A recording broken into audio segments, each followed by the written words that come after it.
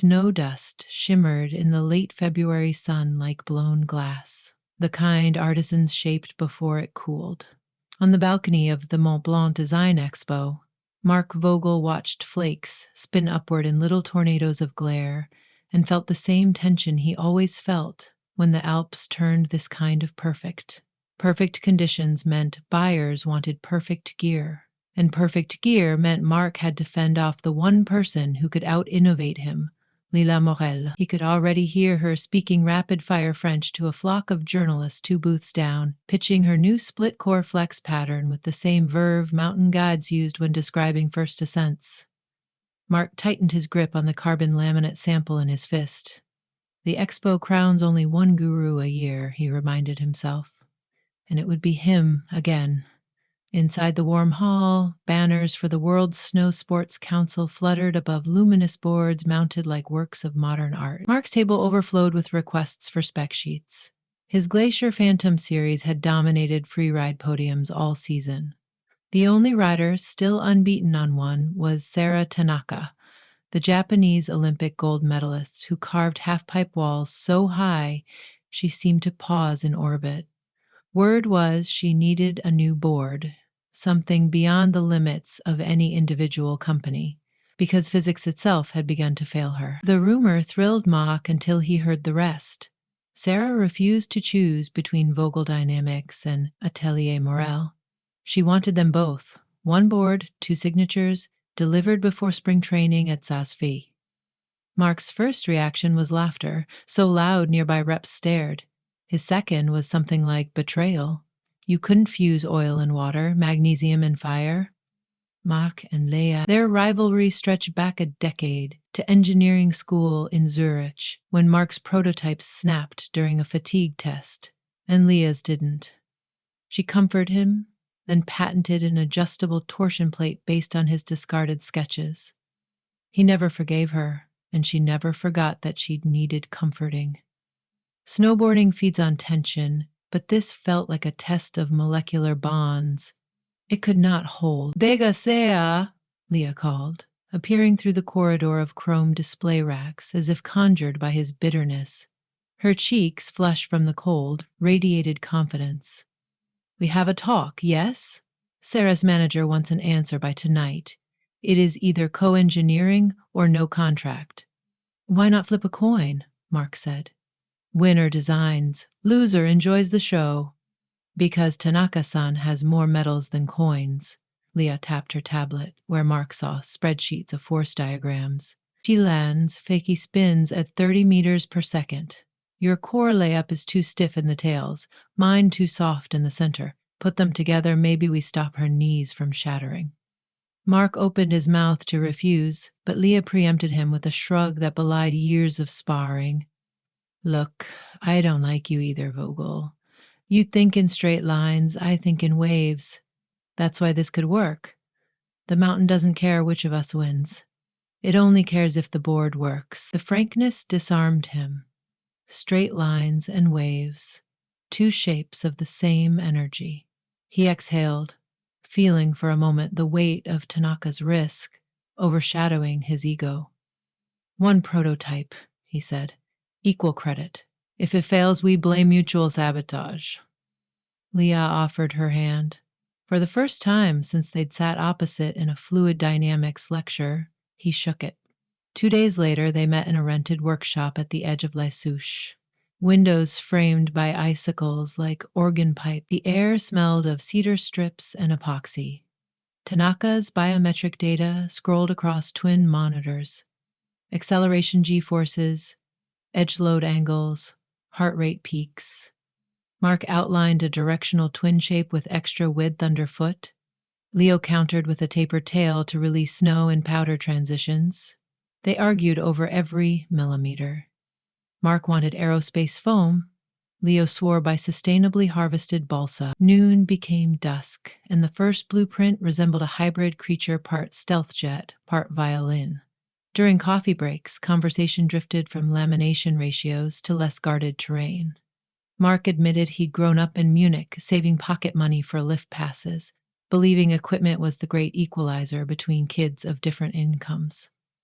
Lita described her childhood near Grenoble, wax teching rental boards in exchange for night sessions under floodlights. She built her first press from her grandmother's clothing iron.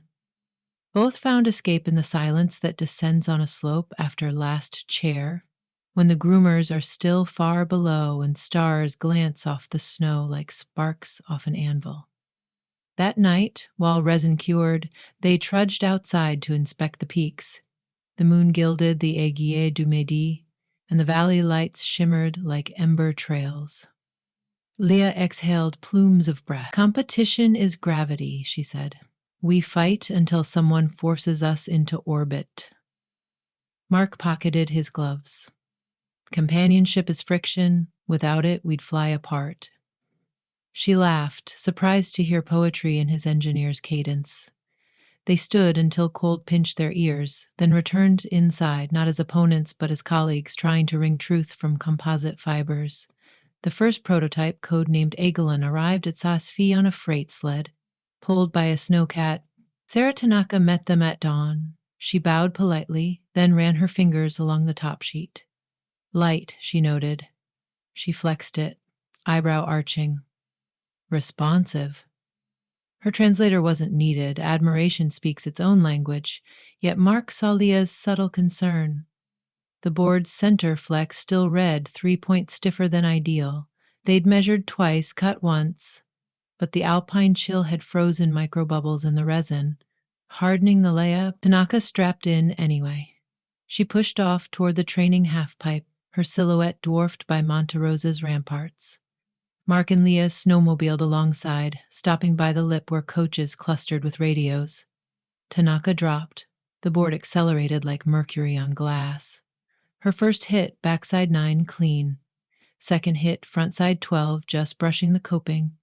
The third, a switch alley-oak double corkscrew over-rotated, landed tail heavy, and ragdolled into the flat bottom. Gasps dominoed along the deck. Mark's gut fell through his boots. He and Leah sprinted down the wall. Tanaka sat upright, helmet askew, shaking snow from her ears. Board's too rigid, she said calmly. Back in the lodge infirmary, scans showed no injury beyond bruised pride, but the verdict was clear: adjust or abandon. Leah paced the corridor, muttering stress equations. Mark stared at his boots until frustration boiled over. We're engineers, not gamblers. We know the numbers. We know numbers, yes. Leah snapped. But not each other. We divided tasks, glued them together, expected magic. We need coherence, not compromise. In her words, Mark heard their mutual flaw. They had built a ceasefire, not a friendship. To create something new, they had to mix ideas, until neither could tell whose was whose. They drove that night to a satellite lab in Zermatt. Outside, the Matterhorn loomed like a black sail. Inside, they gutted Egelomo. Mark milled channels in the wood core. Leela filled them with a lattice of flax fibers that dampened chatter without adding stiffness. She suggested shifting the binding inserts 2 centimeters towards center. Mark recalculated the pressure map and found it balanced toe-heel response. They soldered, sanded, and finished by sunrise. The new version weighed 40 grams less and flexed within half a point of Tanaka's target. Sarah returned at noon, arm in a compression sleeve yet hungry to ride. Ugly too, Laya announced. Same name, different soul. The champion smiled and hiked to a natural quarter pipe on the Place Rosa, safer than the super pipe but demanding precision. First, air, method grab, smooth. Second, cab 7, bolts. The third, she hovered above the coping, landing so softly, snow barely whispered. Coaches cheered. Mark let out a breath he'd stored since Zurich. Tanaka carved to them, rooster tail spiraling, and extended a fist. This flies. Days blurred into a dance of testing and tweaks. They added microvents along the side walls to equalize pressure. When Tanaka transitioned from icy sections into fresh powder, they embedded graphene strips under the binding discs to spread load spikes outward like ripples on a pond. On wind-blown ridges, they taped sensors to Tanaka's calves. At night, they analyzed terabytes of data while fondue cooled untouched. Arguments still sparked, but they flared into illumination instead of smoke. When Leah proposed a top sheet graphic inspired by Japanese ukiyo-e waves, Mark suggested incorporating elevation lines from the Rhone Glacier to symbolize crossing boundaries. One evening, a storm stranded them in the test cabin above the gondola. Wind shook shutters and snow hissed across rafters like static. The three gathered around a space heater. Tanaka, usually reserved, spoke about her first memory of snow in Sapporo. "I thought the world had shed feathers." Mark recounted crashing a toboggan at 8 and realizing that fear could be exhilarating. Leah admitted she still heard her grandmother's iron sizzling every time she poured hot resin. Laughter melted the icy edges of their identities. Companionship, like friction, produced heat that kept them alive.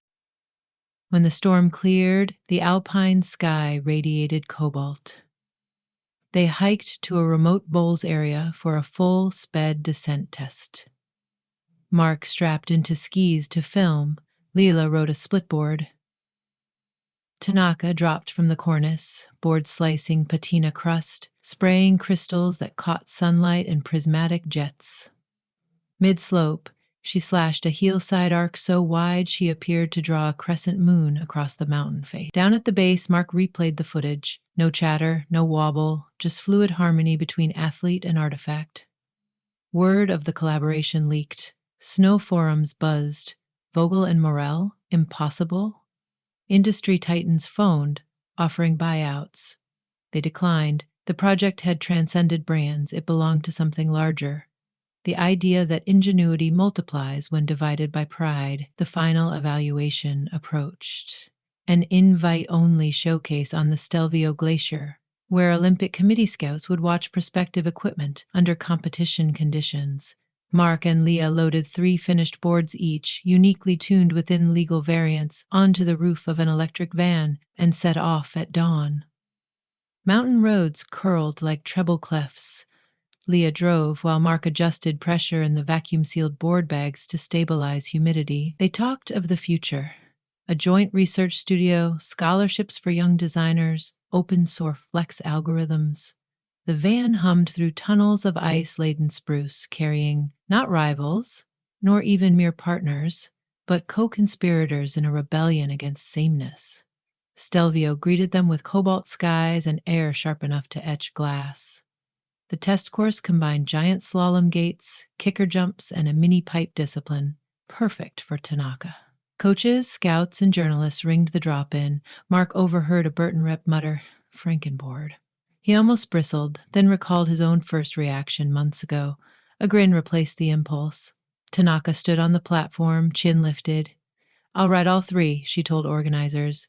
"Run for run, back to back. You'll see which lives."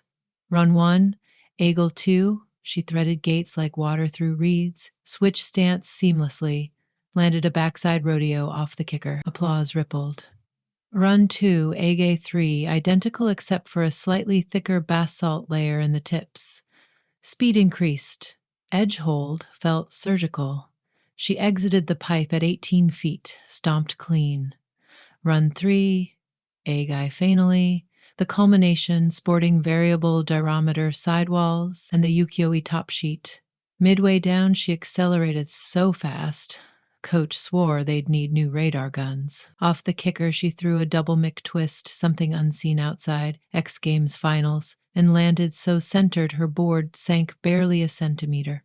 In the pipe, she ventured higher, 22 feet, tweaked a tail grab, and dropped cat-like into transition. Silence followed, then a roar that shook frost from banners. Scouts scribbled, camera shutters stuttered like hail on tin. Tanaka glided to Mark and Leah, breathing hard but smiling wide. "This is the one," she said, tapping the top sheet. "I felt the mountain listen." Mark felt something shift in his chest. For years he'd sought this validation alone. In Leia's eyes, he recognized the same dawning realization that triumph shared was larger than triumph hoarded. Contract negotiations concluded over raclette in a sunlit cafe. The Olympic Committee approved the board pending minor graphic tweaks. A joint press release announced Egole designed by Atelier Morel Vogel Dynamics for Sarah Tanaka, with manufacturing overseen by both companies. Reporters asked whether the alliance would continue. Mark answered by handing Leia the microphone. "We discovered rivalry is a fine propellant," she said, "but collaboration is sustainable fuel. We intend to keep flying." Spring arrived. Meltwater traced silver scars down the valleys, but high on the Argentier Glacier winter still reigned, and it was there Mark and Leah agreed to take a personal run before parting for summer workshops. They skinned up at dawn, boards on packs, moving through wind-carved sastrugi. Conversation flowed, with the easy cadence of shared labor. Near the summit ridge, clouds parted, revealing a sea of jagged white peaks, lit rose by Alpine glow. They clipped in, no audience but ravens cocking inquisitive heads. "You lead," Mark offered. Leah shook her head. "We ride together." They pushed off simultaneously, boards synchronizing like mirror sweeps. As they carved the opening turns, Mark realized he could feel not just his own arc, but hers, subtle vibrations transmitted through the snowpack, two signatures on the same manuscript. They wove around seracs, banked off wind lips, traded lead without words. Wind whipped tears from his eyes. Yet he never slowed. Near the bottom, the slope flared into an open bowl of untouched powder. Leah whooped, launched a slow-motion backside 3. Mark followed with a laid-out method. They landed in parallel tracks that braided down the apron until gradient eased and they drifted to a halt, chest heaving. They sat, boards pointing downhill like arrows escaped from a bow, silence broken only by the distant crack of moving ice. Mark looked sideways. Leela's face glowed, whether from exertion or pure, unapologetic joy, he could not tell. Perhaps both. "We built the board for her," Mark said, "but maybe we were the ones who needed it." Leela drew a line in the snow with her glove. "We engineered a bridge." To their left, the valley yawned in dizzy depth. To their right, peaks ranked like frozen waves. Above, the sky was so clear it showed infinity's texture. Between those immensities, two designers sat, inventors, competitors, allies, bound by the board lying between them, edges buried, graphic shining, proof that rivalry can anneal into respect. They bumped fists, a small gesture that echoed off ice-capped walls, louder than any trophy ceremony. Eventually, they stood, buckled in, and continued downward, carving fresh turns on ancient snow, tracing lines that would melt by summer yet remain indelible in memory evidence that on the cold, sharp ridges of ambition, companionship is the warmest technology of all.